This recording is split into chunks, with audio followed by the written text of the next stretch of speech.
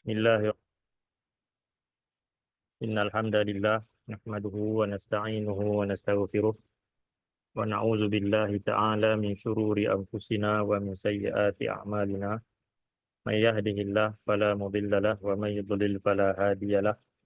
Asyhadu an la ilaha illallah wahdahu la syarika lahu wa asyhadu anna Muhammadan abduhu wa rasuluh. Allahumma shalli wa sallim ala nabiyyina Muhammad wa ala alihi wa sahbihi wa man da'a bi da'watihi wa jahada bi jihadihi wa tamassaka bi sunnatihi ila yaumiddin. Allahumma anfa'na bima 'allamtana wa 'allimna ma yanfa'una wa zidna ilma. Subhanaka la 'ilma lana illa ma 'allamtana innaka antal alimul hakim. Allahumma amin. Alhamdulillah, kita bersyukur kepada Allah Subhanahu wa taala dengan izin dan rahmatnya dapat kita bersama-sama pada pagi ini dalam kelas hadis mingguan, sama ada secara fizikal di sini ataupun secara online. Baik, kita masih lagi dalam uh, membincangkan tajuk yang sama, iaitu berkenaan dengan hadis yang pertama daripada hadis 40, atau hadis berkaitan dengan niat.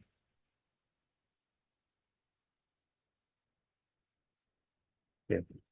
عن أمير المؤمنين أبي حفص رضي الله عنه قال: سمعت رسول الله صلى الله عليه وسلم يقول: إنما الأعمال بالنيات وإنما لكل امرئ ما نوى، فمن كانت هجرته إلى الله ورسوله فهجرته إلى الله ورسوله، ومن كانت هجرته لدنيا يصيبها أو امرأة ينكهها فهجرته إلى ما هاجر إليه. Daripada Amirul Mukminin Abi Hafs radhiyallahu an, katanya, sami'tu Rasulullah sallallahu alaihi wasallam yaqul, aku mendengar Rasulullah sallallahu alaihi wasallam baginda bersabda, innamal a'malu binniyat, sesungguhnya tidak lain, sesungguhnya tidak boleh tidak, amalan itu dasarkan kepada niat ataupun bergantung kepada dorongan niat itu. Wa innama likulli imri'in ma nawa, dan sesungguhnya tidak lain bagi setiap orang itu dia akan mendapat sesuai dengan apa yang dia niatkan. Faman kanat hijratuhu ila Allah wa rasulih, sesiapa yang hijrahnya itu adalah kepada Allah dan Rasulnya, fa hijratuhu ila Allah wa rasulih, maka hijrahnya itu adalah kepada Allah dan Rasulnya.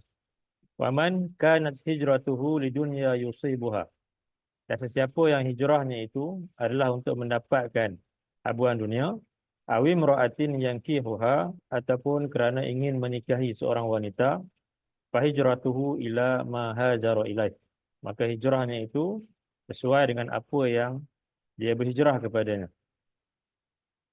Jadi ini hadis yang pertama, itu hadis berkaitan dengan niat. Dan kemudian dalam nota yang kita rujuk, itu nota hadis mingguan, telah sampai kepada muka surat yang kelima. Pada minggu yang lepas kita lihat berkenaan dengan pengaruh ilmu. Pengaruh ilmu kepada niat seseorang itu. Apabila seorang itu mempunyai ilmu tentang akhirat, maka tentulah apa yang dia lakukan, dia akan niatkan dengan tujuan untuk mendapatkan ganjaran pada hari akhirat nanti. Berbeza dengan golongan yang hanya ada ilmu berkaitan dengan dunia ini, jadi segala apa yang dilakukan tentulah tujuannya ataupun niatnya itu untuk mendapatkan habuan dunia ini. Apabila ilmu itu benar, maka ia akan melahirkan niat yang benar, dan juga akan melahirkan perbuatan yang benar. Sebaliknya, ilmu yang rosak akan melahirkan niat ataupun tujuan yang rosak, dan begitu juga akan melahirkan perbuatan ataupun amalan yang rosak. Itu minggu yang lepas kita lihat fasadul ilmi membawa kepada fasadul niyah atau fasadul qasdi, dan kemudian membawa kepada fasadul amal. Jadi, pagi ini insyaAllah kita nak sambung subtopik seterusnya pada muka surat yang kelima, yaitu iman dan ihtisab.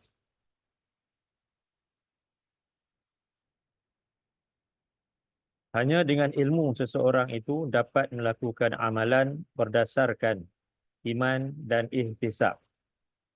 Maksudnya, seseorang itu melakukan amalan kerana iman kepada Allah dan sentiasa menghitung ganjaran pahala di sisinya supaya terbentang luas peluang memasuki syurganya. Niat dan ihtisab membawa barakah kepada amalan seseorang. Seterusnya, membersih dan menyuburkannya. Menerusi niat yang betul itu, sesuatu yang sedikit boleh menjadi banyak, sesuatu yang kecil boleh menjadi besar.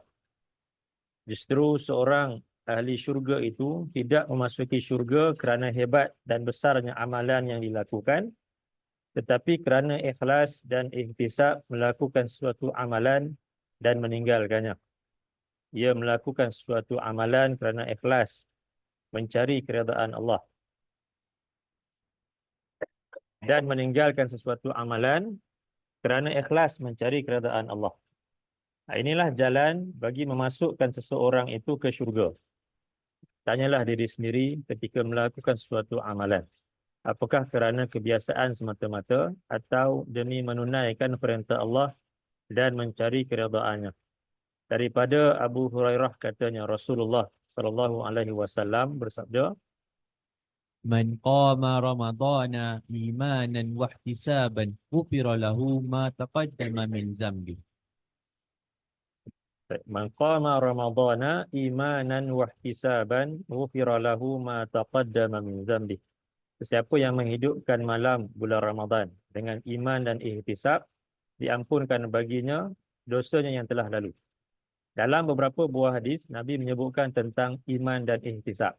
Di antaranya hadis yang selalu kita dengar. Bila masuknya bulan Ramadan ataupun hampir dengan bulan Ramadan, kita akan sentiasa mendengar dibacakan hadis man shama ramadhana imanan wa ihtisaban ghufira lahu ma taqaddama min dhanbi. Kemudian hadis ini man qama ramadhana imanan wa ihtisaban ghufira lahu ma taqaddama min dhanbi. Dan mungkin satu lagi hadis man qama lailatal qadri imanan wa ihtisaban ghufira lahu ma taqaddama min dhanbi. Dalam hadis-hadis tersebut disebutkan tentang imanan wahtisaban, iman dan ihtisab. Yang mana iman dan ihtisab itu sebahagian daripada ikhlas. Jadi iman itu kita buat suatu amalan kerana kata Imam Ibnu Hajar, imanan itu maksudnya tasdiqan li fardiyati saumihi. Dia membenarkan kefarduan puasanya itu. Jadi dia buat suatu amalan atau puasanya itu kerana dia tahu ini merupakan perkara yang Allah wajibkan ke atas dia.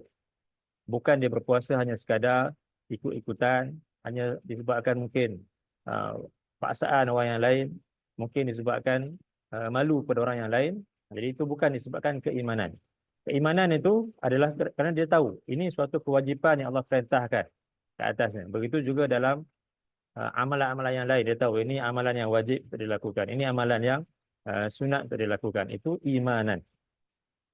Kemudian ihtisaban adalah talabus thawabi minallahi ta'ala, adalah mengharapkan ganjaran daripada Allah Ta'ala. Itu makna ihtisab. Iman, kita membenarkan perintah Allah itu, sama ada wajib ke ataupun sunat ke, kita yakin yang sepenuhnya bahawa ini perintah daripada Allah. Manakala ihtisab adalah kesedaran untuk mengharapkan pahala daripada Allah. Dan itulah disebutkan sebagai ikhlas itu. Ikhlas itu ataupun niat yang ikhlas itu adalah antaranya adalah kita buat suatu perkara kerana kita tahu ini suatu perintah daripada Allah dan kita mengharapkan ganjaran daripada Allah.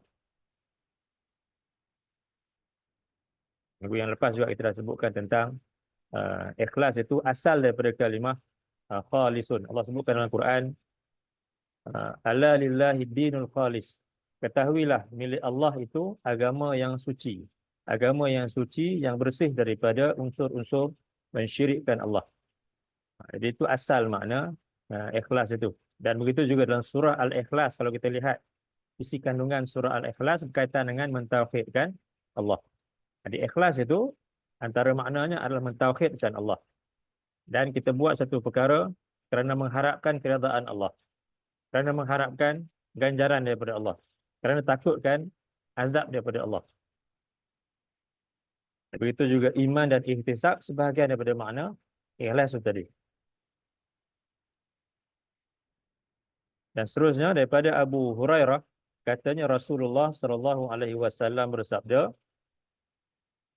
"Man ittaba'a janazata muslimin imanan wa ihtisaban wa kana ma'ahu hatta yusalla 'alaiha wa yafrugha min dafniha fa innahu yarji'u minal ajri bi qiratain kullu qiratin mithlu uhudin wa man shalla 'alaiha thumma raja'a qabla an tudfana fa innahu yarji'u bi qiratin." Siapa yang mengiringi jenazah seorang muslim dengan iman dan ihtisab, dengan keyakinan bahawa ini merupakan suatu perintah daripada Allah, walaupun bukanlah perintah yang wajib, tapi suatu perkara yang besar ganjarannya di sisi Allah. Kemudian ihtisab, kena mengharapkan ganjaran daripada Allah. Iman dan ihtisab, ia tetap bersama dengan jenazah itu sehingga disolatkan ke atasnya dan sehingga selesai pengebumiannya, maka sesungguhnya ia kembali dengan beroleh pahala 2 qirat. Setiap qirat itu sebesar bukit Uhud. Sesiapa yang solat dan kembali sebelum dikebumikan, maka sesungguhnya ia kembali dengan beroleh pahala 1 qirat. Itu berkenaan dengan iman dan ihtisab. Dan kalau kita lihat dalam Quran juga Allah sebutkan tentang kedua-dua perkara ini.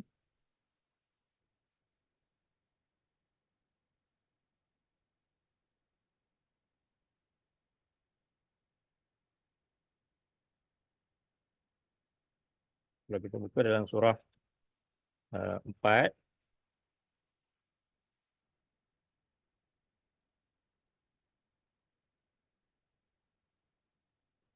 ayat 1, 2, 4. أعوذ بالله من الشيطان الرجيم ومن يعمل من الصالحات من ذكر أو أنثى وهو مؤمن فأولئك يدخلون الجنة ولا يظلمون نقيرا. Wa may ya'mal minas salihati, siapa yang melakukan amalan-amalan yang soleh, min zakarin au unsa, daripada kalangan lelaki ataupun wanita, wa huwa mu'min, dalam keadaan dia beriman, fa ulaika yadkhulunal jannah, maka mereka akan dapat masuk ke dalam syurga, wala yuzlamuna naqira, dan mereka tidak akan dizalimi sedikit pun. Di sini Allah sebutkan siapa yang buat amalan yang soleh, melakukan amalan yang soleh, sama ada dia lelaki ataupun wanita, wa huwa mu'min. Ini penting di sini. Wa huwa mu'min, dalam keadaan dia beriman. Kalau ada seorang yang buat amalan yang baik, ataupun amalan yang zahirnya amalan yang soleh, tetapi bukan atas dasar keimanan, maka amalan tersebut tidak akan dikira di sisi Allah. Jadi kalau ada seorang yang kafir contohnya, orang yang ingkar kepada Allah, dia buat perbuatan yang baik, dia sedekah, dia tolong orang yang lain, dia macam-macam lah buat kerja kebajikan dan sebagainya.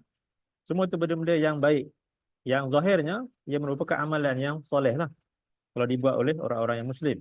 Tapi disebabkan dia bukanlah di kalangan orang-orang yang percaya kepada Allah, percaya kepada hari akhirat, maka kesemua yang dibuat itu tidak akan menjadi amalan yang soleh. Walaupun dia mungkin baik dari segi zahirnya, tapi di sisi Allah tak dikira sebagai amalan yang soleh. Begitu juga mungkin sebahagian umat Islam yang buat amalan yang soleh, tapi bukan atas dasar benar-benar memahami ini merupakan suatu perintah daripada Allah. Tapi mungkin atas dasar ikut-ikutan, atas dasar malu pada orang yang lain. Maka itu juga tak dikira sebagai amalan yang soleh dari sisi Allah. Ini Allah sebutkan tentang iman. Dalam hadis tadi, Nabi sebutkan imanan. Di sini Allah kata, wa huwa mu'min, dalam keadaan dia beriman ketika dia melakukan amalan soleh tersebut. Kemudian dalam ayat yang lain, .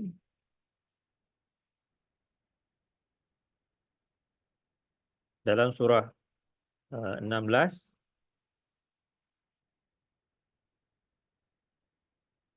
ayat 97.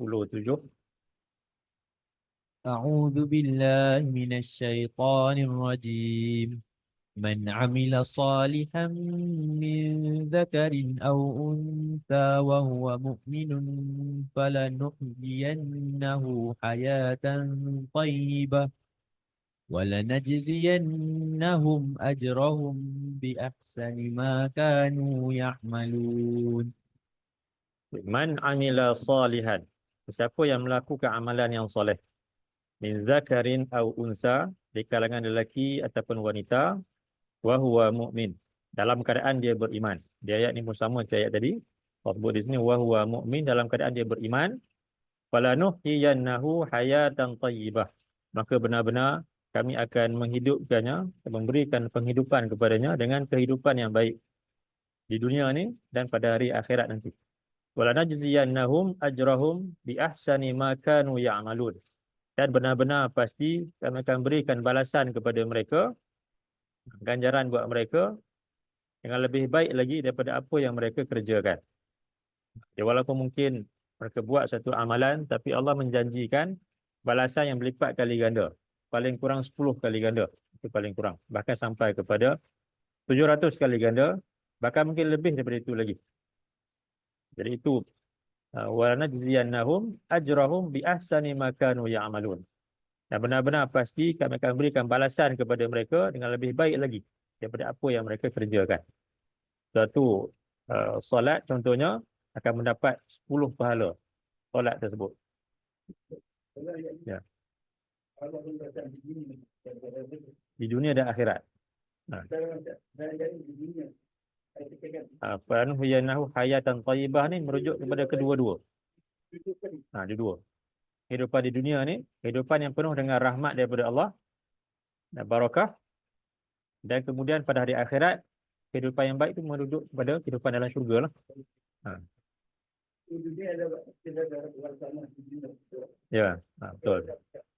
Dua-dua dapat. Di dunia pun dapat, akhirat pun dapat. Okay. Kemudian dalam satu lagi, Allah sebutkan dalam surah 17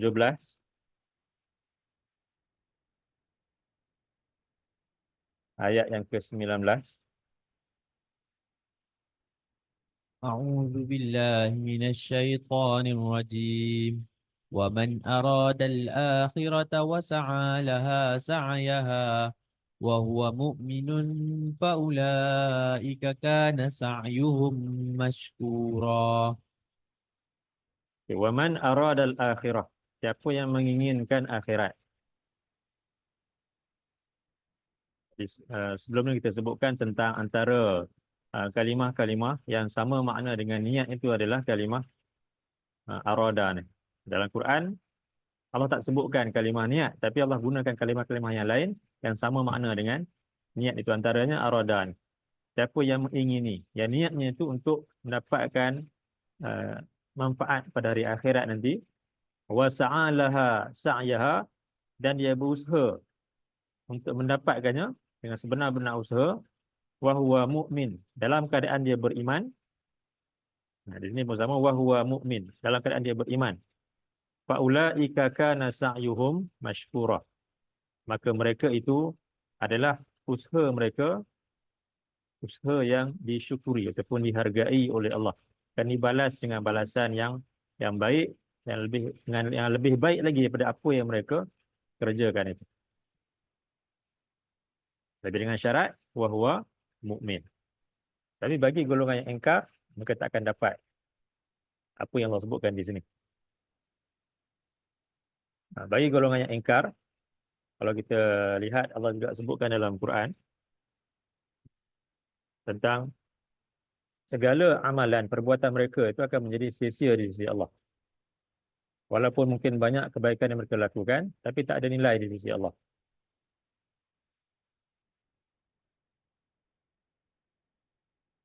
Allah sebut dalam surah 18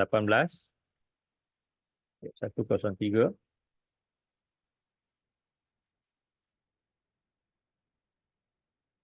قل هل ننبئكم بالأخسرين أعمالا الذين ضل سعيهم في الحياة الدنيا وهم يحسبون أنهم يحسنون صنعا أولئك الذين كفروا بآيات ربهم ولقائه فحبطت أعمالهم فلا نقيم لهم يوم القيامة وزنا Qul hal nunabbi'ukum bil akhsarina a'mala. Katakanlah wahai Muhammad, wahai Rasul, mahukah kami khabarkan kepada kamu tentang orang-orang yang paling rugi amalan mereka. Jadi Allah menggunakan lafaz al-akhsarin. Jadi ini bukan sekadar orang-orang yang rugi, tapi orang-orang yang paling rugi. Jadi kalau kita belajar dalam bahasa Arab, al-akhsarin ini bawa makna yang paling, itu punya lebih. Al-akhsar. Kerana mereka ni golongan yang banyak perbuatan yang mereka lakukan. Mungkin banyak kebaikan yang mereka lakukan, tapi kemudian bila kembali kepada Allah pada hari akhirat, semua tak ada nilai.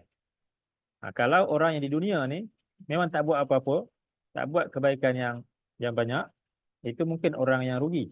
Sebab memang dia tak buat apa-apa. Tapi kalau orang yang banyak buat kebaikan pada zahirnya, tetapi yang kita sebut tadi bukan atas dasar keimanan, bukan atas dasar ihtisab, tidak ikhlas kerana Allah, jadi ini golongan yang paling rugi. Banyak yang dilakukan tetapi kesemuanya tak ada nilai di sisi Allah. Allazina dhalla sa'yuhum fil hayatid dunya. Orang-orang yang telah hilang lenyap segala usaha mereka dalam kehidupan dunia. Wahum yahsabuna annahum yuhsinuna sun'ah. Sedangkan mereka menyangka bahawasanya mereka telah melakukan sebaik-baik perbuatan. Ulaika allazina kafaru biayati rabbihim wa liqa'ih. Mereka itu orang-orang yang engkar kepada ayat-ayat daripada Tuhan mereka dan pertemuan dengannya. Fahabitat a'maluhum, maka akan hilang lenyap segala amalan-amalan mereka. Fala nuqimu lahum yaumal qiyamati wazna. Dan kami tidak akan timbang pada hari kiamat nanti sedikit pun daripada amalan-amalan mereka itu. Kerana mereka melakukan amalan yang tak ada nilai di sisi Allah apabila tak adanya iman dalam perbuatan atau amalan mereka itu. Ya, jadi golongan yang disebutkan dalam ayat ini, yang pertamanya merujuk pada golongan yang kafir lah, golongan yang kafir, yang tak ada iman, yang bukan merupakan golongan yang muslim ataupun mukmin. Itu golongan yang pertama. Kemudian yang keduanya golongan yang mungkin muslim tetapi buat amalan bukan kerana Allah, pun juga merupakan golongan yang paling rugi. Kerana orang yang melakukan amalan, walaupun mungkin dia muslim, tetapi jika amalan tersebut disertai dengan riak contohnya, maka ia akan menjadi sia-sia amalan tersebut. Ini juga golongan yang paling rugi sekali. Buat banyak amalan, tapi kemudian pada hari akhirat dimasukkan ke dalam neraka. Kita pernah lihat sebelum ini sebuah hadis berkaitan dengan 3 golongan yang akan mula-mula diazab oleh Allah. Ini golongan yang buat amalan soleh yang sepatutnya besar ganjaran buat mereka. Yang pertama, golongan yang berjihad pada jalan Allah. Berjihad pada jalan Allah dan kemudian dia mati dalam peperangan tersebut. Dan apabila Allah tanya kepada dia pada hari akhirat, dia kata dia berjihad kerana Allah. Tapi Allah nyatakan, kadzabta, engkau berdusta. Engkau berjihad kerana mengharapkan pujian daripada manusia supaya dikatakan sebagai seorang yang berani. Engkau mendapat pujian tersebut, tapi pada hari ini dia tidak akan mendapat ganjaran daripada Allah. Allah perintahkan dia diseret, dicampakkan masuk ke dalam neraka. Itu golongan yang pertama. Kemudian golongan yang kedua, golongan yang belajar Al-Quran dan mengajarkan Quran itu dan membaca Quran itu. Kemudian dia nyatakan sebagai ikhlas kerana Allah. Tapi Allah kata, kadzabta, engkau berdusta. Engkau membaca Quran, belajar Quran, mengajarkan Quran itu supaya engkau dikatakan sebagai seorang yang alim. Kau mendapat pujian tersebut, tetapi tidak mendapat ganjaran daripada Allah. Kemudian Allah perintahkan dia diseret, dimasukkan, dicampakkan ke dalam neraka. Itu yang kedua. Kemudian ketiganya, golongan yang menginfakkan hartanya pada jalan Allah. Dia katakan, dia infakkan harta kerana ikhlas uh, kepada Allah. Tetapi Allah nyatakan, kazabta, kau berdusta, kau infakkan harta supaya kau dikatakan sebagai seorang dermawan, sebagai seorang pemurah. Engkau mendapat pujian tersebut, tapi kemudiannya tidak mendapat ganjaran daripada Allah pada hari akhirat. Dan kemudian dia pun diseret masuk ke dalam neraka. Ini golongan yang Muslim, yang mungkin mukmin, tapi bila dia buat satu amalan tidak kerana Allah, maka menyebabkan dia dicampakkan masuk ke dalam neraka.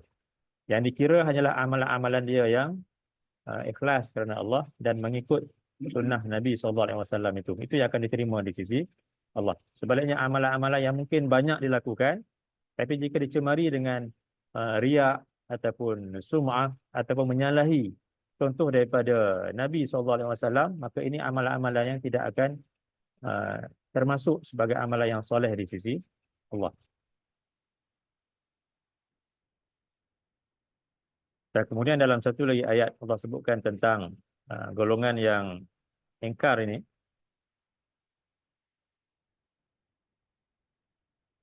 Bila kita sebutkan ingkar itu dia lebih umum.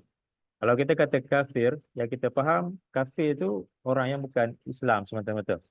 Sedangkan dia lebih luas. Kalau kita sebut ingkar itu,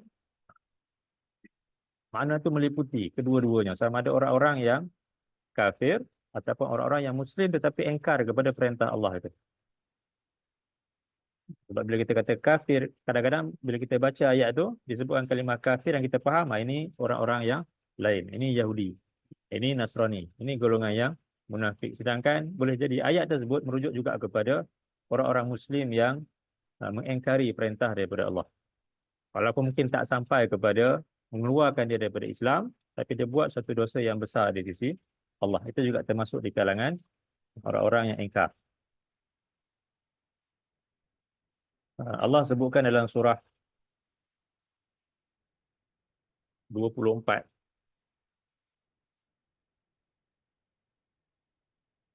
ayat 39.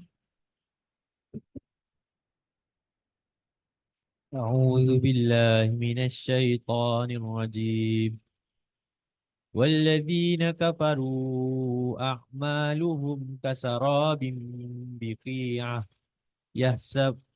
يحسبه الظمآن ماء حتى إذا جاءه لم يجده شيئا ووجد الله عنده فوفاه حسابه والله سريع الحساب. Wallazina kafaru, orang-orang yang ingkar itu, a'maluhum kasarabin biqi'atin. Amalan-amalan mereka ibarat seperti fata morgana di tanah yang datar ataupun di padang pasir. Yahsabuhul dhama'anu ma'a. Ia menyangka, orang-orang yang kehausan menyangkanya sebagai air. Di fata morgana ni, semua tahu kan, fata morgana merujuk kepada, kalau daripada jauh kita nampak macam ada air di tempat tersebut, macam ada riak-riak air. Tapi bila sampai ke tempat itu, rupanya tak ada apa-apa pun di situ. Itu cuma suatu ilusi yang disebabkan wap ataupun haba yang panas yang naik ke atas itu, jadi nampak macam ada air di situ. Yahsabuhu dhama'anu ma'a, orang-orang yang kehausan menyangkanya sebagai air, hatta idza ja'ahu lam yajidhu syai'a. Sehingga apabila ia pergi ke tempat tersebut, dia tidak mendapati ada air sedikit pun di situ. Wa wajadallaha indahu fawaffahu hisabah. Dan dia mendapati Allah ada di sisinya dan Allah akan menyempurnakan hisab baginya. Wallahu sari'ul hisab. Dan Allah itu Tuhan yang amat cepat hisab perhitungannya. Jadi golongan yang ingkar kepada Allah, mereka buat amalan-amalan yang mungkin mereka inginkan, yang mereka anggap akan berikan kebaikan kepada mereka pada hari akhirat, tapi rupa-rupanya Allah nyatakan ia hanyalah seperti fata morgana. Nampak macam baik, nampak macam ada amalan tersebut, nampak banyak, rupa-rupanya tak ada nilai di sisi Allah, sama seperti fata morgana. Dan satu lagi Allah nyatakan dalam surah 25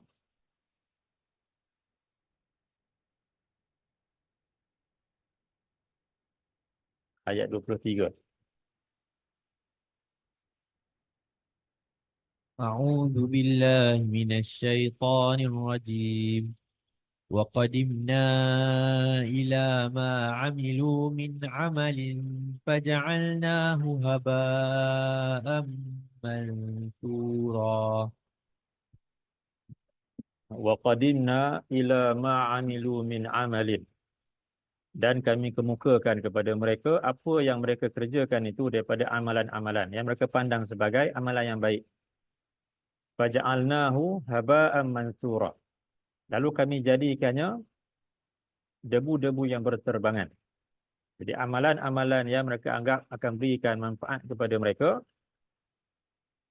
rupa-rupanya Allah akan tukarkan menjadi debu-debu yang berterbangan. Yang tak ada nilai di sisi Allah. Jadi Allah sebut tiga tadi.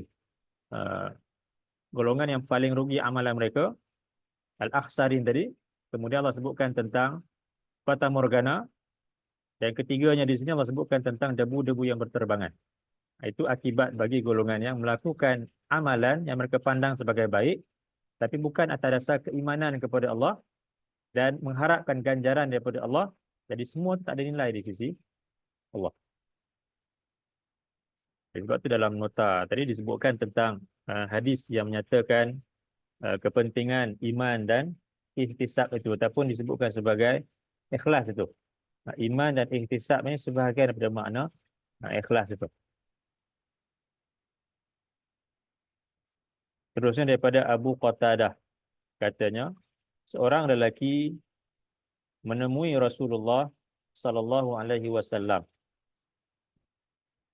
Lalu katanya, "Ya Rasulullah, ara'aita in qutiltu fi sabilillah sabiran muhtasiban muqbilan ghaira mudbirin ayukaffirullahu anni khatayaya." Wahai Rasulullah, apa pendapatmu jika aku berperang pada jalan Allah dalam keadaan sabar dan ihtisab, sentiasa mara dan tidak pernah mundur? Apakah Allah menghapuskan daripadaku segala kesalahanku? Jawab Rasulullah sallallahu alaihi wasallam, "Na'am." Ya. Tak kala lelaki itu berpaling meninggalkan majlis, baginda memanggil, atau atas perintah Jibril, lalu baginda memanggilnya dan bersabda, "Kaifa qulta?" Apa yang engkau ucapkan?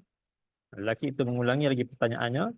Kemudian Rasulullah sallallahu alaihi wasallam bersabda, "Na'am illa daina kadzalika qala li Jibril alaihi salam."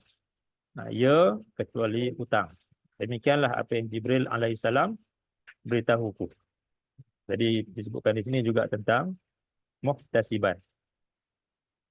Ihtisab itu orang yang melakukan amalan kerana mengharapkan ganjaran daripada Allah. Cuma mungkin ada perkara yang akan menyebabkan amalan tersebut ditahan oleh Allah. Jadi disebutkan di sini tentang hutang kepada orang yang lain. Jadi sebab itu dalam hadis yang lain disebutkan Nabi apabila tahu ada sahabat yang lain yang ada hutang dengan orang yang lain, maka Nabi tidak akan solat sehinggalah hutangnya itu dijamin oleh sahabat yang lain yang masih hidup. Untuk dijelaskan hutang tersebut. Jadi kita sebutkan di sini tentang dua perkara, iman dan ihtisab. Dalam Quran juga Allah sebutkan tentang makna ihtisab itu. Kalau tadi ayat tadi tentang iman, wa huwa mu'min. Tentang ihtisab juga disebutkan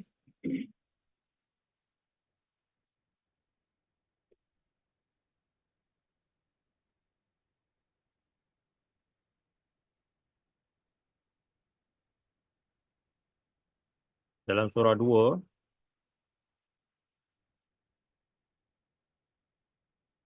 ayat 218. بالله من الشيطان الرجيم إن الذين آمنوا والذين هاجروا وجاهدوا في سبيل الله أولئك يرجون رحمة الله والله غفور رحيم. Innal ladzina amanu wal ladzina hajaru wajahadu fi sabilillah. Sesungguhnya orang-orang yang beriman dan orang-orang yang berhijrah dan orang-orang yang berjihad pada jalan Allah, ulaika yarjuna rahmatallah. Mereka mengharapkan rahmat daripada Allah. Wallahu ghafurur rahim. Dan Allah itu Tuhan yang Maha Pengampun lagi Maha Penyayang. Nah, di sini Allah nyatakan tentang para sahabat yang mana mereka ni golongan yang beriman yang sanggup untuk berhijrah meninggalkan bumi Mekah itu pergi ke Madinah yang mereka tak ada apa-apa di situ, meninggalkan keluarga mereka, meninggalkan harta benda mereka dan mereka sanggup untuk berjihad pada jalan Allah kerana mengharapkan rahmat daripada Allah. Mereka tahu betapa besarnya ganjaran di sisi Allah. Jadi yarjuna rahmatullah ni sama makna dengan ihtisab itu, mengharapkan uh, talabus tawabi minallahi, mengharapkan pahala ganjaran daripada Allah, mengharapkan rahmat daripada Allah. Dan dalam ayat yang lain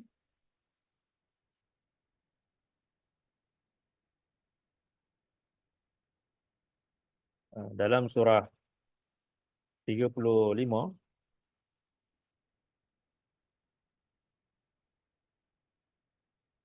ayat 29,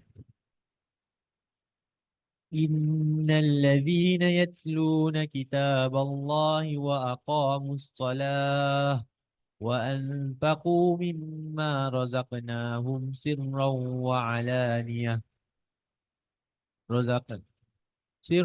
وعلانية يرجون تجارة لن تبور seterusnya bawah. ليوفيهم أجورهم ويزيدهم من فضله إنه غفور شكور. Innal ladzina yatluna kitab Allah, sesungguhnya orang-orang yang mereka membaca kitab Allah, wa aqamus salah, dan mereka mendirikan salat, wa anfaqu mimma razaqnahum, dan mereka menginfakkan harta mereka yang kami rezekikan kepada mereka, sirran wa alaniyah, sama ada secara sembunyi-sembunyi dan terang-terangan, yarjuna tijaratan lan tabur, mereka mengharapkan suatu perniagaan yang tidak akan mengalami kerugian. Jadi apa perniagaan tersebut? Allah menjelaskan dalam ayat seterusnya, liyuwaffiyahum ujurahum, iaitu supaya Allah, mereka mengharapkan supaya Allah menyempurnakan ganjaran kepada mereka. Walaupun mungkin ketika di dunia ni apa yang kebaikan yang dilakukan itu mungkin dia tidak melihat secara dengan mata dia apa yang dia dapat daripada apa kebaikan dia lakukan itu. Tapi dia tahu bahawasanya di sisi Allah, liyuwaffiyahum ujurahum, supaya Allah sempurnakan ganjaran pahala buat mereka pada hari akhirat nanti, wa yazidahum min fadlih, dan supaya Allah menambahkan kepada mereka kurniaannya, sama ada di dunia ni ataupun pada hari akhirat nanti. Innahu ghafurun syakur, sesungguhnya dia adalah Tuhan yang Maha Pengampun lagi Maha mensyukuri, lagi Maha menghargai apa yang mereka lakukan. Jadi itu maksud perniagaan yang tidak akan rugi. Ini golongan yang membaca kitabullah, salat, menginfakkan harta kerana mengharapkan perniagaan yang tidak akan rugi, iaitu supaya Allah sempurnakan ganjaran buat mereka di dunia dan juga pada hari akhirat.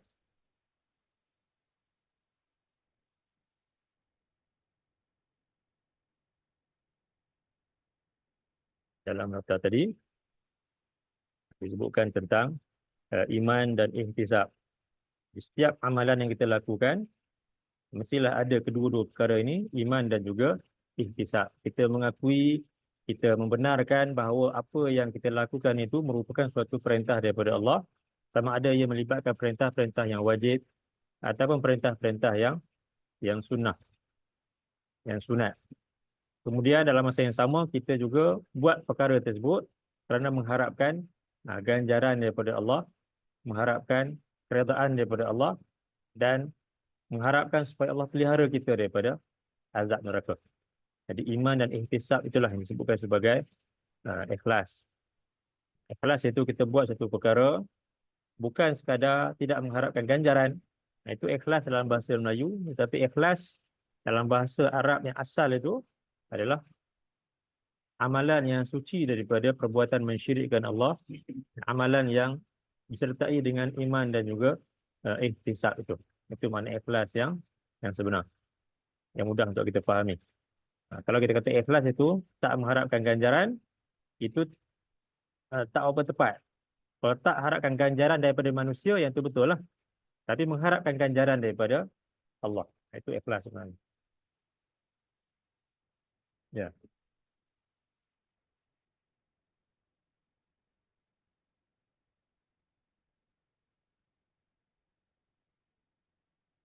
Itu mengharapkan ganjaran daripada Allah lah. Ya, betul. Itu sebahagian daripada ikhlas lah.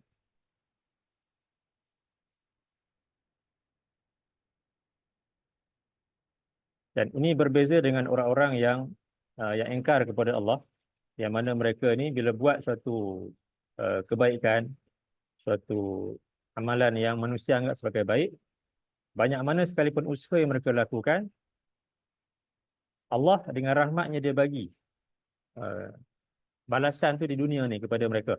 Allah tidak akan menzalimi mereka. Allah itu Tuhan yang maha adil, maha pemurah lagi maha penyayang. Bagi orang-orang yang kafir yang buat kebaikan di dunia ni, Allah akan balas kepada mereka di dunia ni lagi. Tapi di hari akhirat, mereka tak akan dapat ganjaran di sisi Allah. Beza dengan orang yang beriman, di dunia ni dapat ganjaran daripada Allah, mungkin dalam bentuk rezeki, mungkin dalam bentuk kesihatan yang baik, dalam bentuk rahmat, barakah dan sebagainya. Dan pada hari akhirat juga akan mendapat ganjaran di sisi Allah. Sebab kadang-kadang mungkin orang akan tanya, bagaimana keadaan orang-orang yang kafir yang mana di dunia ni mereka ni baik, sangat-sangat baik, suka tolong orang dan sebagainya. Adakah Allah akan mengazab mereka pada hari akhirat? Jawapannya ya. Jika mereka ni tidak beriman kepada Allah dan tidak bertaubat dan telah sampai ilmu itu kepada mereka, telah sampai dakwah kepada mereka. Bila Allah tidak akan mengazab satu kaum melainkan Allah utuskan Rasul kepada mereka. Kalau dah sampai ilmu kepada mereka, dah sampai dakwah, dah sampai hujah-hujah yang jelas, tapi tetap juga enggan untuk beriman, maka mereka akan diazab oleh Allah pada hari akhirat. Walaupun banyak mana sekalipun kebaikan yang mereka lakukan. Sebab kebaikan-kebaikan tersebut telah Allah balas di dunia ni lagi. Berbeza dengan orang yang beriman, akan dapat dua-dua. Di dunia pun dapat, dan di hari akhirat pun akan dapat ganjaran daripada Allah. Dalam sebuah hadis,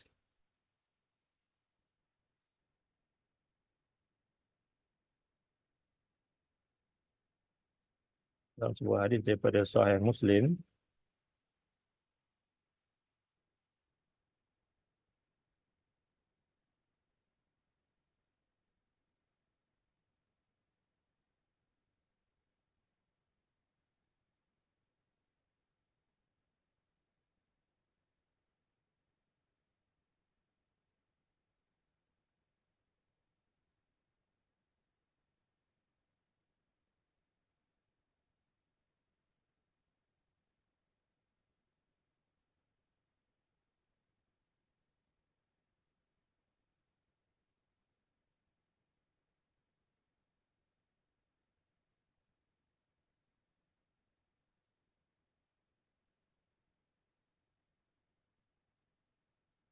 dalam sebuah hadis ini dalam Sahih Muslim nombor 2808,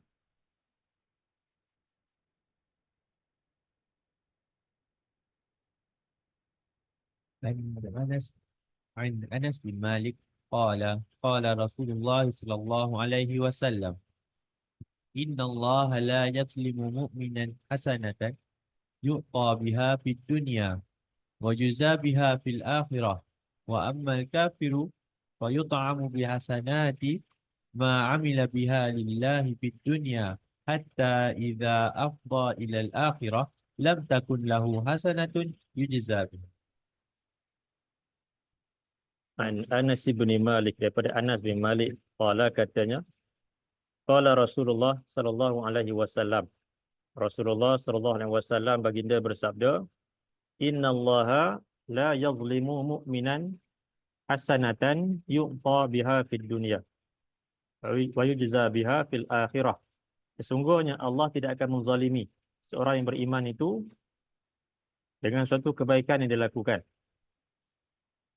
Yu'ta biha fid dunya, Allah akan berikan kepadanya kebaikan di dunia ni, wa yujza biha fil akhirah, dan Allah akan balas juga pada hari akhirat nanti. Itu bagi orang-orang yang beriman. Wa amal kafiru, adapun bagi orang yang kafir, wa yut'amu bihasanati ma amila biha lillahi fid dunya. Allah akan memberikan rezeki makanan kepadanya ataupun nikmat yang lain disebabkan kebaikan yang dilakukan di dunia ni. Hatta idza afdha ila al-akhirati lam takun lahu hasanatun tujza biha. Sehinggalah apabila dia kembali kepada Allah pada hari akhirat, dia tidak akan mendapati kebaikan tersebut untuk diberikan balasan oleh Allah kepadanya. Kerana balasan itu telah pun Allah berikan ketika di dunia ni. Itu bagi orang-orang yang kafir, yang banyak melakukan kebaikan, Allah akan balas, tapi di dunia ni. Di hari akhirat, mereka tak akan dapat balasan di sisi Allah.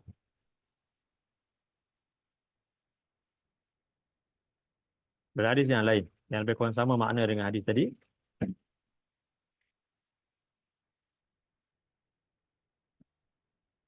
عن أنس بن مالك أنه حدث عن رسول الله صلى الله عليه وسلم إن الكافر إذا عمل حسنة أطعم بها طعمة من الدنيا وأما المؤمن فإن الله يدخر له حسناته في الآخرة ويعقبه رزقا في الدنيا على طاعته. Daripada Anas bin Malik, annahu hadasa an Rasulillah sallallahu alaihi wasallam, bahwasanya Anas menyampaikan daripada Rasulullah sallallahu alaihi wasallam, innal kafira idza amila hasanatan. Sesungguhnya orang yang kafir itu apabila dia melakukan amalan yang baik, ut'ima biha tu'amatan minad dunya. Dia akan diberikan makanan, akan diberikan rezeki dengan rezeki di dunia ni. Wa ammal mu'minu fa inna Allaha yaddakhiru lahu hasanatihi fil akhirah. Adapun bagi orang yang beriman, maka sesungguhnya Allah akan menyimpan, menangguhkan balasan bagi kebaikannya itu pada hari akhirat. Balasan yang sempurna. Wa yu'qibuhu rizqan fid dunya ala ta'atihi, dan Allah akan memberikan rezeki kepadanya di dunia ni di atas ketaatannya itu. Jadi orang-orang yang beriman dia mendapat kebaikan di dunia ni. Tapi itu sebahagian kecil daripada balasan yang baik yang dilakukan. Dan balasan yang sempurna, yang berlipat kali ganda itu Allah akan bagi pada hari akhirat nanti. Berbeza dengan golongan yang kafir, yang ingkar kepada Allah, segala kebaikan mereka Allah dah balas di dunia ni, jadi tidak akan ada balasan bagi mereka pada hari akhirat. Jadi itu menunjukkan bahawasanya Allah itu bukanlah Tuhan yang maha menzalimi hamba-hambanya, tapi maha adil, sesuai dengan apa yang mereka lakukan. Jika perbuatan mereka itu atas dasar keimanan kepada Allah dan ihtisab mengharapkan pahala, yang mana itulah ikhlas, maka dia akan mendapat balasan di sisi Allah di dunia dan pada hari akhirat. Tapi sebaliknya, jika perbuatan tersebut dibuat bukan atas dasar keimanan, bukan atas dasar mengharapkan pahala daripada Allah, maka inilah amalan yang akan menjadi fata morgana, menjadi debu-debu tadi, dan akan menjadi golongan yang paling rugi pada hari akhirat nanti. Disebabkan banyak usaha yang dihabiskan, tapi kemudian kesemuanya tidak ada nilai di sisi Allah.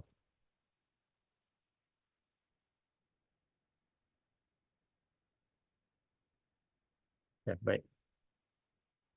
Ada apa-apa soalan?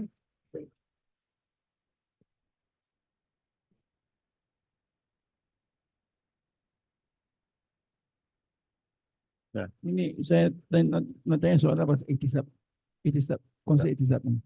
Saya bagi contoh lah. Saya ada seorang kawan. Dia reserve sertifikat emak ia untuk pergi umrah. Dia kata kalau pergi umrah, sembahyang di Masjid Haram satu rakaat sama dengan apa? Satu rakaat sama dengan 100,000. 1,000, 100,000. 1,000 rakaat. Dia buat calculation. Wah, aku pergi umrah setahun, dua minggu, sebulan, dah cukup dah, tak payah saya pergi sembahyang Jumaat dekat masjid. Sebab pahala tu dah banyak. Apakah betul konsep itisab? Itisab. Ini konsep itisab. Itu kan cara itisab. Dia boleh buat calculation dengan calculator tu. Itu saya nak faham konsep itisab. Adakah itu itisab? Okey, baik. Jadi mungkin sebahagian daripada amalan ada yang Allah sebutkan tentang ganjarannya itu. Contohnya amalan di Masjidil Haram Nabi. atau di Masjid Nabi itu ada kelebihan dibandingkan dengan amalan yang sama tapi dibuat di tempat-tempat yang lain. Ya. Tapi apabila amalan-amalan tersebut walaupun dinyatakan pahalanya itu, tapi kita kena ingat dia pahala tu akan dapat, Allah akan bagi apabila ia memenuhi syarat-syarat tu. Syarat-syarat tadi. Apabila ada iman, ihtisab, apabila ia ikhlas, apabila ia menepati sunnah Nabi SAW. Tapi kalau kata tadi, dia pergi umrah, tapi tinggalkan solat Jumaat, dia itu dah menyalahi perintah Allah dan Rasul lah. Dia dengan benda yang wajib. Meninggalkan benda yang wajib. Benda yang sunat. Buat benda yang sunat, tapi Wajib tinggalkan buat. benda yang wajib. Sunat. Benda yang sunat. Ha. Wajib dia buat lah. Benda yang sunat. Yang macam sembahyang kat masjid, Jumaat. Kan banyak pahala kan dia tak buat. Dia kata dia boleh umrah boleh cover. Dia boleh cover. Tapi yang wajib tu dia buat lah. Dia buat. Jadi, kalau yang wajib buat, tak ada masalah lah. Jadi masalah bila buat benda yang sunat yang besar ganjaran, tapi tinggalkan benda yang wajib, tak boleh lah sebab akan dapat dosa yang besar lah.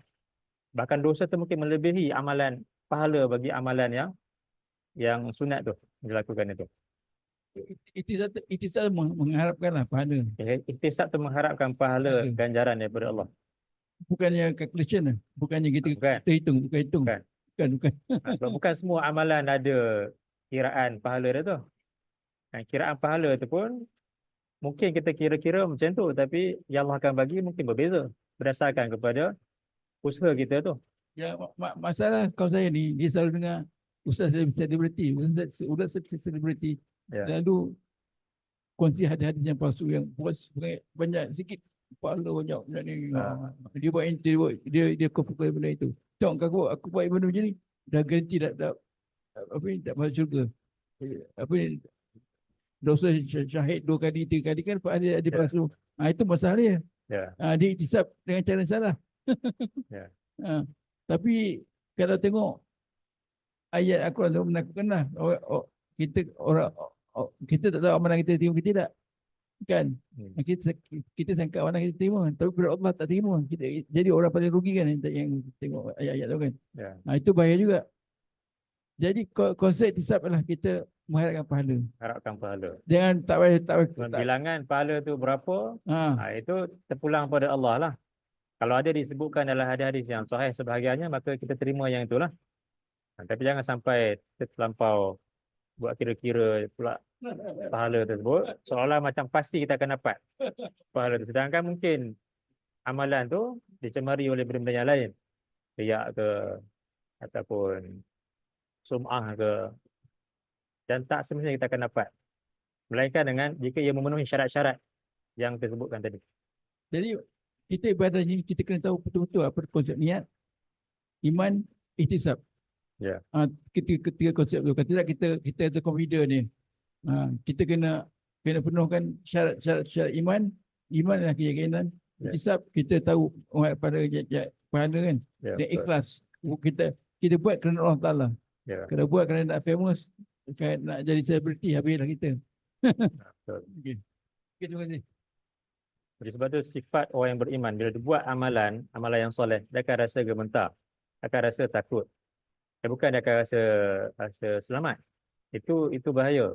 Kalau kita rasa selamat, maka itu sifat yang ada pada golongan yang munafik, yang ingkar kepada Allah. Kalau kita tengok sebahagian sahabat Nabi pun, macam Hanzalah contohnya, ada kisah di mana dia pada suatu hari dia menangis. Dia kata Hanzalah telah menjadi munafik. Sebab dia kata bila dia bersama dengan Nabi, iman itu lain. Dia ingat kepada Allah banyak. Tapi bila kembali kepada keluarganya, dia rasa dia berbeza dengan keadaan dia bersama-sama dengan Nabi itu. Jadi dia rasa telah menjadi golongan yang munafik. Sedangkan bila Hanzalah bertemu dengan Abu Bakar, dia cerita perkara tu, Abu Bakar kata dia pun hadapi perkara yang sama. Jadi dia pun menangis dan kemudian mereka berdua bertemu dengan Nabi SAW, ceritakan keadaan tersebut dan Nabi kata itulah keimanan. Kerana kalau itulah keimanan. Naik turun. Kalaulah keadaan manusia itu sama, sepanjang masa sama keadaan dia, ketika dia mendengar ayat-ayat Allah sama, ketika dia dalam waktu yang lain sama, maka itu iman para malaikat. Jadi Nabi kata, tentu para malaikat akan turun dan bersalam dengan kamu. Sebab kamu ni sebahagian daripada mereka. Tapi itu memang manusia. Sifat manusia ni imannya turun dan naik, naik dan turun. Mungkin naik ketika dia belajar, ketika mendengar ayat-ayat Allah, dan mungkin agak turun sedikit ketika dia bersama-sama dengan keluarga, ketika dia dalam waktu-waktu yang lain. Tapi dalam masa yang sama, dia tetap juga melaksanakan perintah-perintah Allah itu. Itulah sifat orang yang beriman.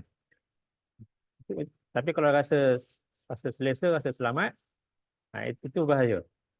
Itu bahaya.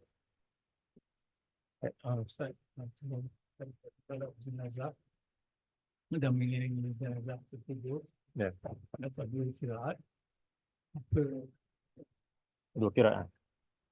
Apa kita kalau bagi perempuan,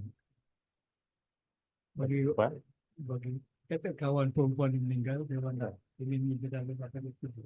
Ya. Apa hukumnya? Boleh ke? Macam mana? Soal pun tak kita nak soalan. Tapi kadang kita nampak banyak muslimah mengiring sampai ke dulu kan. Tapi ada kata tak boleh dengan. Okey, baik. Jadi macam kalau tengok hadis yang Nabi sebutkan secara umum kan. Siapa yang mengiringi jenazah seorang muslim, iman dan ihtisab. Dan tak dikhususkan sama ada lelaki ataupun perempuan. Dan kemudian dalam masalah menziarahi kubur pun dia memang ada hadis yang asalnya Nabi larang.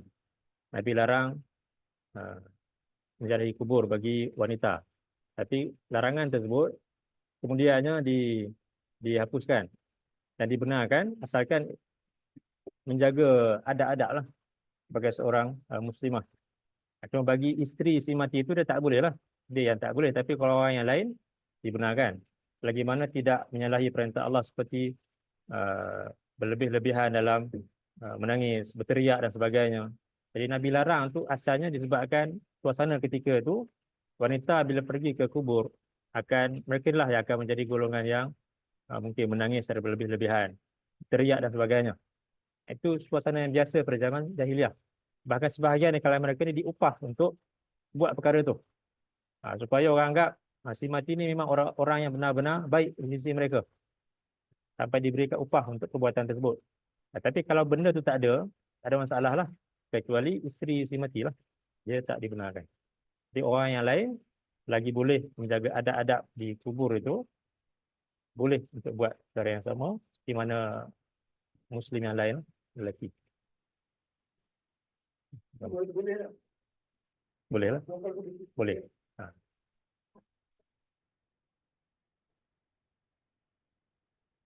Isteri si mati dia tak boleh lah, tak boleh.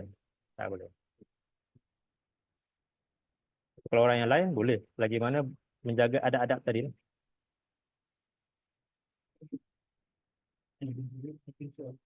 Mangkoma Ramadan. Ramadan sekali terjemah kat sini, sesiapa yang menghidupkan malam Ramadan. Ya. Itu tak kata malam, tapi saya nak tanya menghidupkan malam Ramadan selain daripada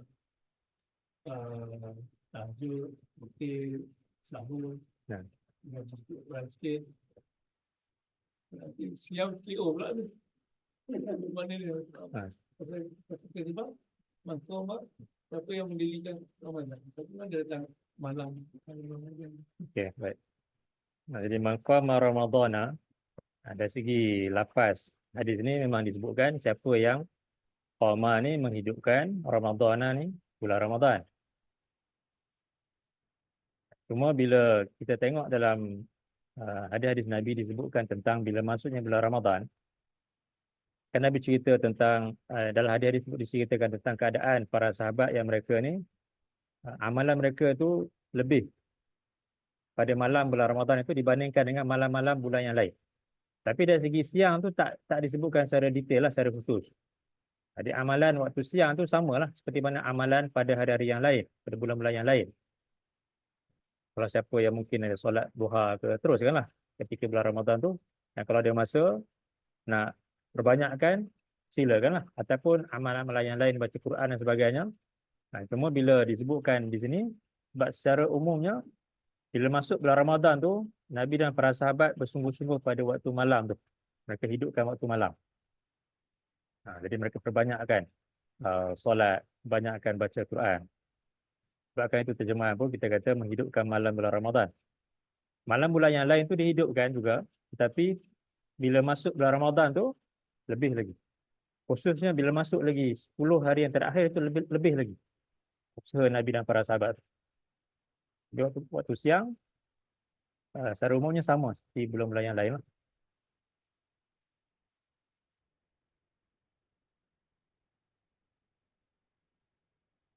Baik. Ada soalan lagi?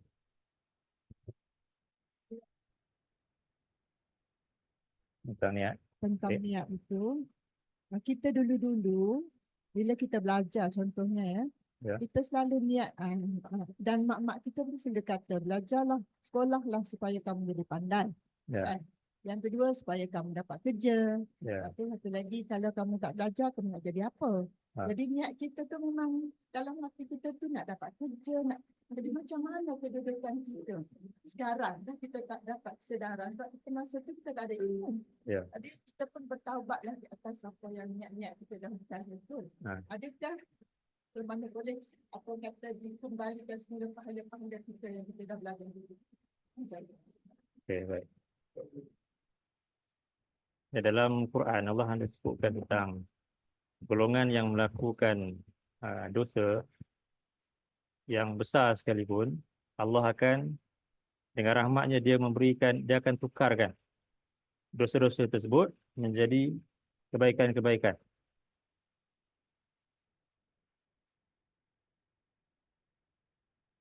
Kalau tengok dalam surah 25 ayat 25. Al-Quran surah 25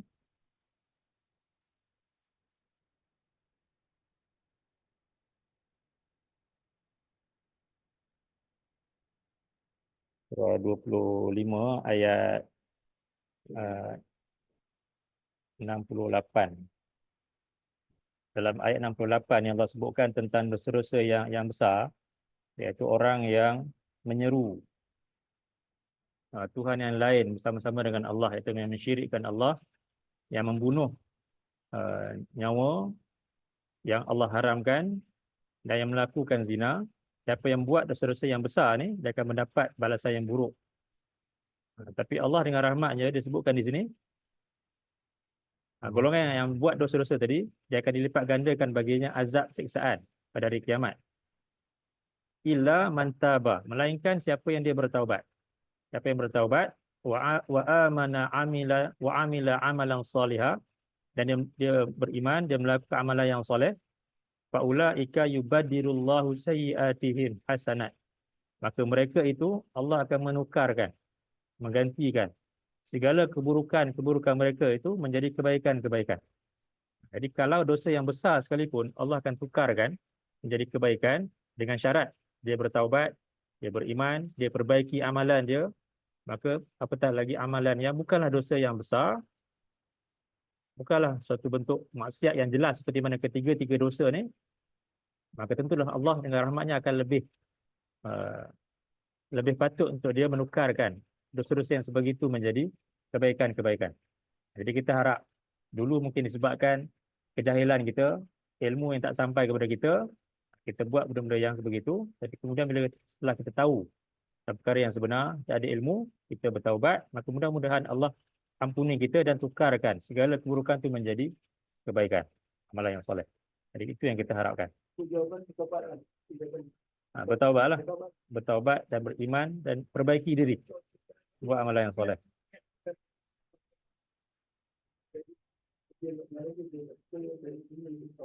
Itu mungkin sebab kejahilan kita dulu. Tapi sekarang ni kita dah tahu, kita berubah lah. Bertaubat lah. Itu kita beritahu perkara yang betul lah. Okey, baik. Ya.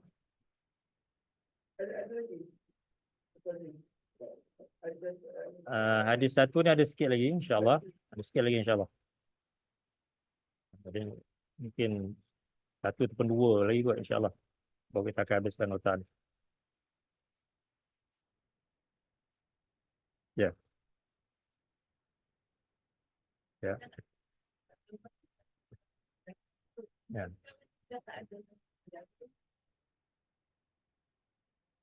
Okay. Kalau kita boleh meminta maaf daripada warisnya, itu baiklah. Tapi kalau mungkin, kalau kita rasa perbuatan kita tu akan menyebabkan berlakunya lebih besar mudarat. Kalau katalah dulu kita buat suatu kesalahan tu tak diketahui oleh warisnya, dan bila kita bagi tahu akan timbul keburukan yang lebih besar. Jadi kita cukup sekadar kita bertaubat dan kita buat baik kepada ahli keluarga ataupun waris si mati itu, dan kita perbanyakkan amalan soleh yang lain. Mudah-mudahan dengan cara itu Allah akan ampunkan dosa kita yang terdahulu kepada orang yang telah mati itu. Tapi kalau kita rasa tak ada keburukan yang besar akan timbul, lebih baik kita mohon kemaafan daripada waris yang ada tu. Ya. Ya.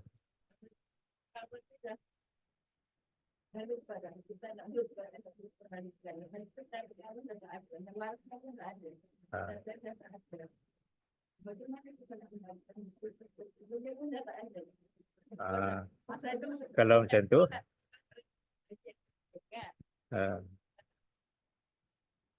kalau macam tu,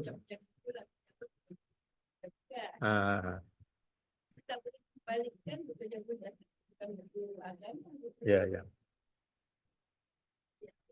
Kalau macam tu kita doakan kebaikan lah buat sahabat kita tu. Walaupun kita, ya,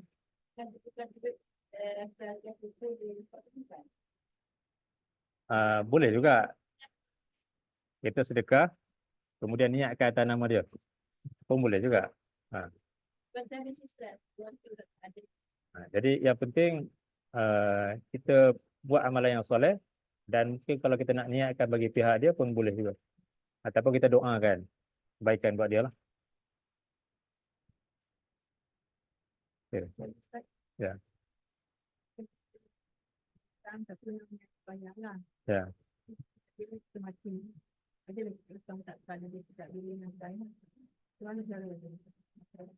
Kita hutang kepada seorang yang dia telah mati. Ya.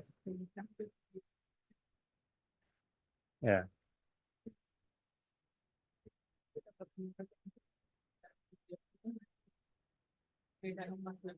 Ya. Dia dalam hadis Nabi sebutkan tentang orang yang meminjam dengan niat untuk membayar, kan? Meminjam dengan niat untuk membayar, Allah yang akan membayar hutangnya itu. Dan cuma kalau hutangnya tersebut diketahui oleh para warisnya, waris itu ada tanggungjawab untuk membayarlah, menyelesaikan hutang-hutang tersebut.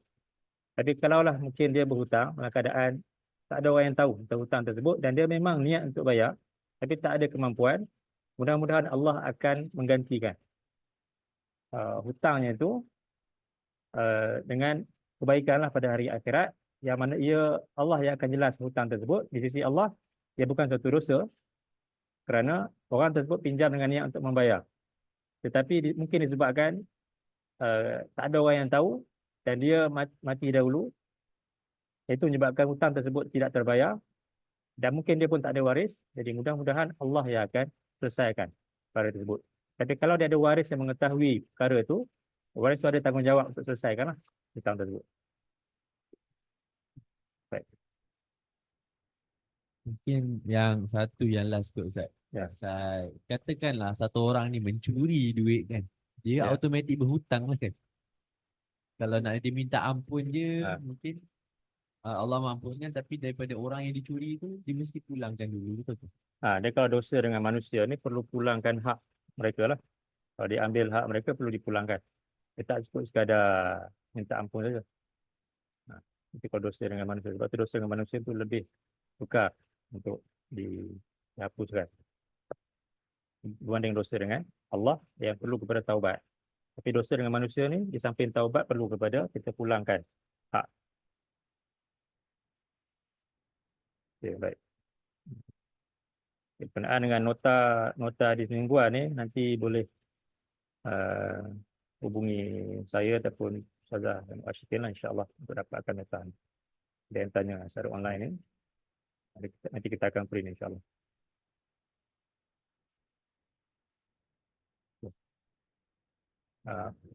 Itu dulu untuk pagi ni. Aku qauli hadza wa astaghfirullahal azim li wa lakum. Allahumma ja'al hadza jam'ana jam'an marhuma wa tafarruqana min ba'dihi tafarruqan ma'suma. Allahumma inna na'udzubika minal baras wal junun wal juzam wa min sayyi'il asqam. Allahumma inna nas'aluka ilman nafi'a wa rizqan tayyiba wa amalan mutaqabbala. Subhanakallahumma wa bihamdika asyhadu an la ilaha illa anta astaghfiruka wa atubu ilaik. وصلى اللهم على نبينا محمد وعلى آله وصحبه وسلم والحمد لله رب العالمين اللهم آمين. السلام عليكم ورحمة الله وبركاته.